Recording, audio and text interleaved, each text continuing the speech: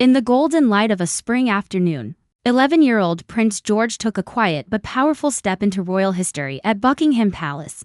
During V-Day's 80th anniversary, he wasn't just a spectator, he was stepping into legacy. Surrounded by his parents, Prince William and Princess Catherine, and his grandparents, King Charles and Queen Camilla, George attended a heartfelt tea party with WWII veterans.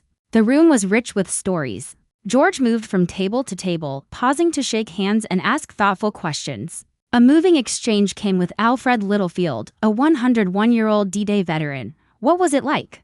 George asked, "Landing in Normandy?" "Pretty awful," Alfred said. Then he added, "It's very important that you're here today." He looked at William and said, "You should be very proud," a moment that felt still, sacred, like history passing hands. George wasn't just a boy in a blazer, he was a bridge between remembrance and what's to come. Catherine watched him with pride, every look, every nudge, quietly guiding him into his future with grace. At another table, George met Charles Auburn, 99. He asked about tanks, about weather, simple, curious questions. King Charles laughed gently and said, "You've got a fine young man." Catherine smiled in reply. This wasn't just a royal appearance, it was something deeper. George met Ruth Bourne, a Bletchley codebreaker, and Doogie Hyde, a Navy fireman. These moments weren't scripted, they were heartfelt and real.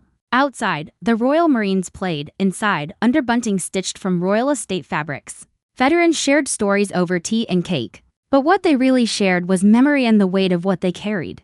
This day marked more than remembrance, with King Charles and Catherine healing. William and George are stepping forward. The young prince listened, not just out of respect but because he knew the stories matter. One afternoon, one palace, one boy, history and hope stood side by side. And in the quiet presence of Prince George, the world glimpsed a future king already learning what it means to carry a nation's heart.